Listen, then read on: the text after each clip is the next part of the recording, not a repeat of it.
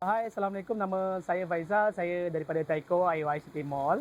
Kita ialah makanan buffet steamboat barbecue yang berasaskan makanan Thailand dan Korean. Sekarang ni kita berada dekat IOI City Mall, lebih tepatnya dekat level G, ground floor belah luar lah. And untuk harga pula, harga kita di RM58 plus. And untuk lunch kita ada promo. Weekdays lunch lah. Weekdays lunch kita ada promo RM48 plus sahaja. Untuk kanak-kanak, half price. And bawah 4 tahun kita free untuk kanak-kanak. 5 hingga 12 tu kita separuh harga sahaja.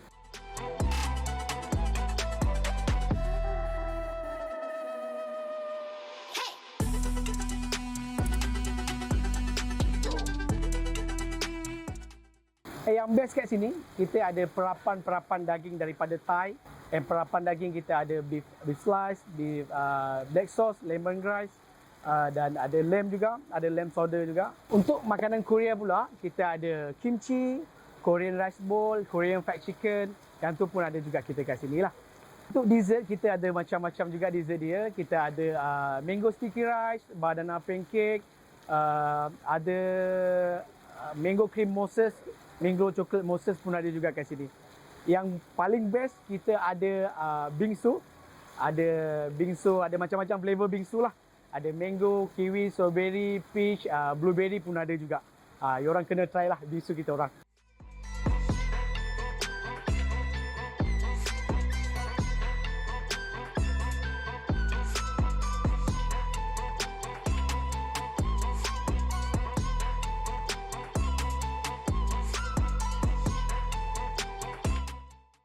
Untuk appetizer dia, somtam ni. Kita nak tumbuh-tumbuh buat somtam kan? Boleh datang. Mari kita try buat somtam. Macam tu.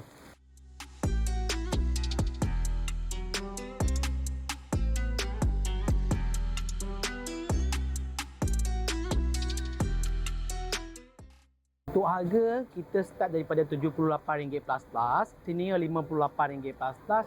Dan untuk kanak-kanak, dia RM38 plus. Untuk minum pun kita ada penambahan lah.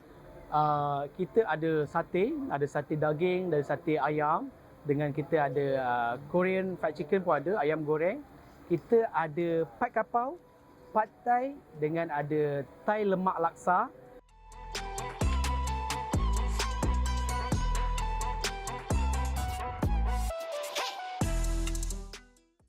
Untuk noodle selection, kita pun ada macam-macam lah. Ada samyang, ada ramyang,